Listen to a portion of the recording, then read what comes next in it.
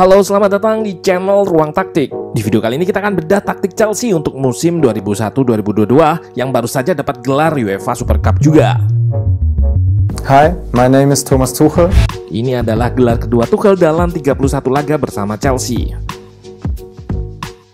Dengan tetap menggunakan skema 3 back-nya, manajer asal Jerman tersebut nampak nggak akan mengubah sistemnya untuk musim depan nanti.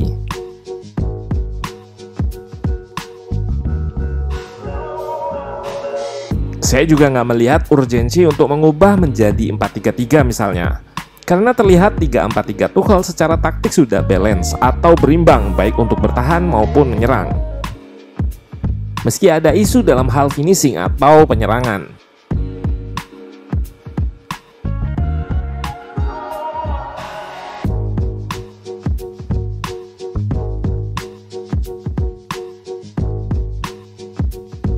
Yang dilakukan Tuchel adalah upgrade beberapa sektor dengan melakukan pembelian pemain.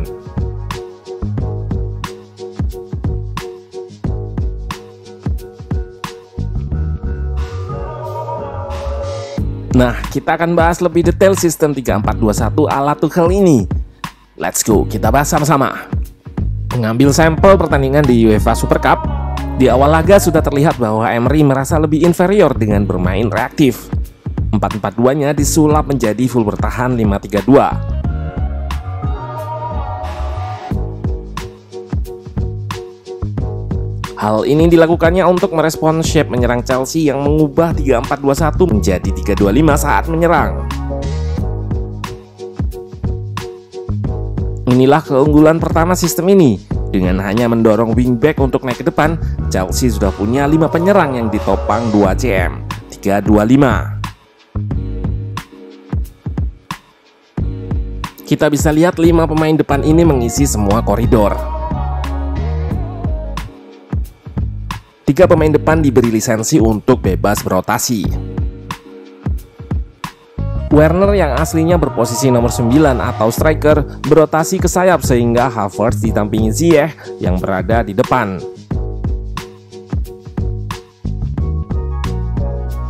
Fitur taktikal lainnya adalah back tengah yang naik. Sehingga shape 3-2-5 ini pun masih bisa dipush lagi ketika lawan bertahan total dengan mendorong salah satu dari 3 back untuk naik.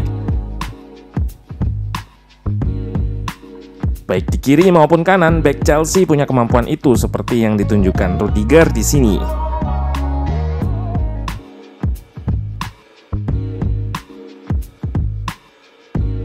Kelemahan 3 back adalah terlalu banyaknya back tengah yang umumnya nggak bisa bantu serangan.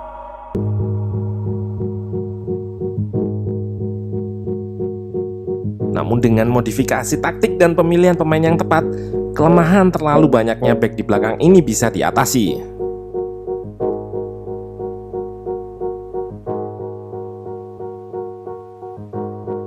Hal ini juga yang bikin alasan kenapa Azpilicueta yang sejatinya seorang back sayap dijadikan back tengah.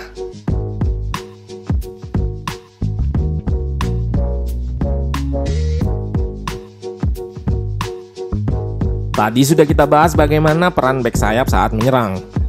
Sekarang bagaimana peran dalam bertahan. Kita lihat bagaimana mekanisme 3-4-2-1 diubah menjadi 5 back dengan back sayap yang mundur. Mudah sekali bukan?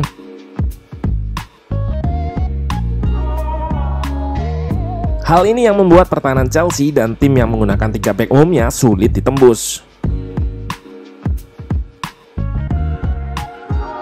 Ini juga yang jadi kunci Chelsea kebobolan sedikit musim lalu. Jangan lupakan soal bertahan ini karena dari 5 musim terakhir, tim yang paling sedikit XG kebobolannya bisa menjuara liga. Gampangnya, XG kebobolan sedikit adalah tim yang paling jarang gawangnya terancam. Soal pertahanan ini rasanya bukanlah isu buat The Blues musim ini.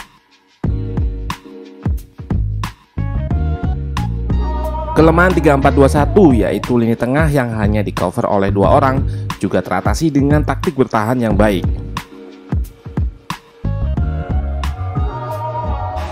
Dua CM saat bertahan harus mengcover area yang luas jika memakai formasi ini.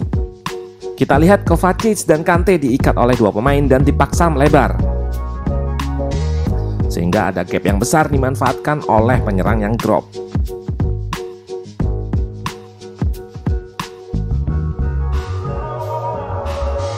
Namun di kesempatan lain, salah satu back bisa membantu dengan naik untuk mengcover 2 CM ini.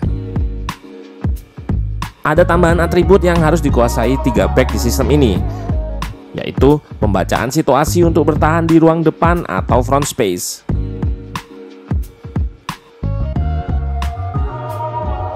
Yap, secara teori ada 2 ruang yang harus dijaga back.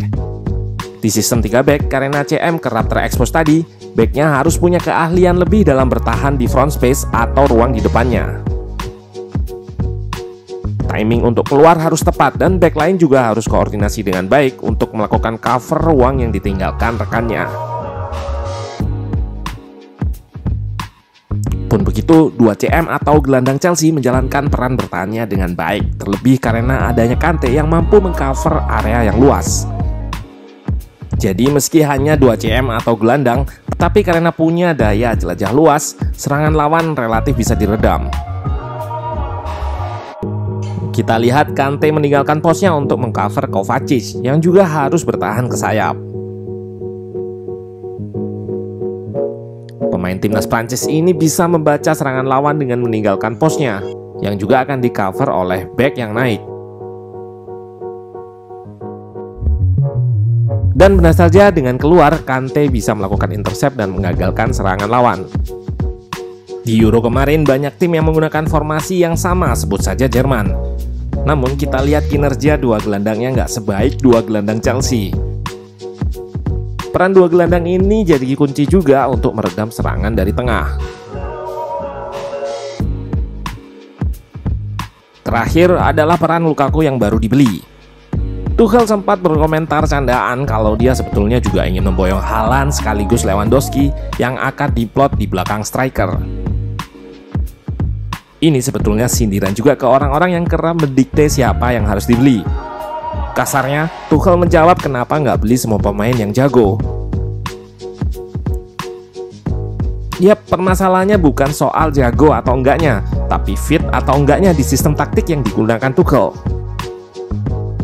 Werner sudah jelas bermasalah di finishing. Dari statistik XG ini artinya dia membuang peluang senilai 7, sekian gol karena hanya mencetak 6 dari 13,54 nilai peluang atau XG. Berbeda dengan Lukaku yang di musim terakhir bahkan mencetak total 30 lebih gol dalam semusim.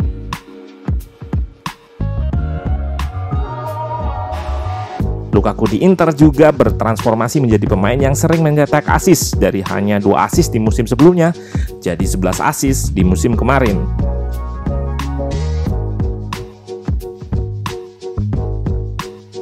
Nah, secara taktikal Lukaku akan lebih banyak variasi serangan buat Tuchel. Werner adalah tipikal pemain yang menyerang ruang. Ketika rekan mendapat bola, dia secara naluri akan bergerak mencari ruang.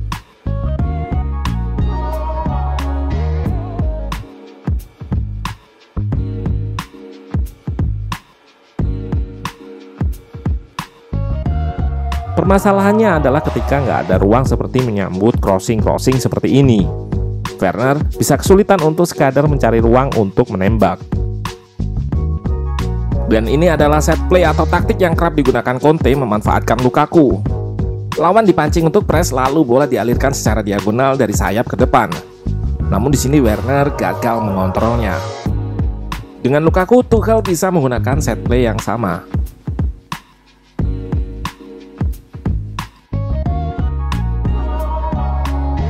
Setelah melewati high press lawan, kombinasinya adalah melakukan switch ke sayap yang lain. Karena lawan sudah terpancing ke kiri, maka di kanan kosong.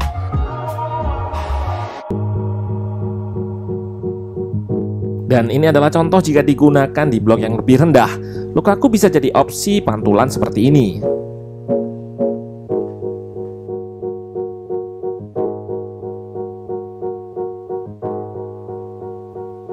Manajer sebagai kepala sebuah tim tentunya sudah menyiapkan hal-hal detail seperti tadi,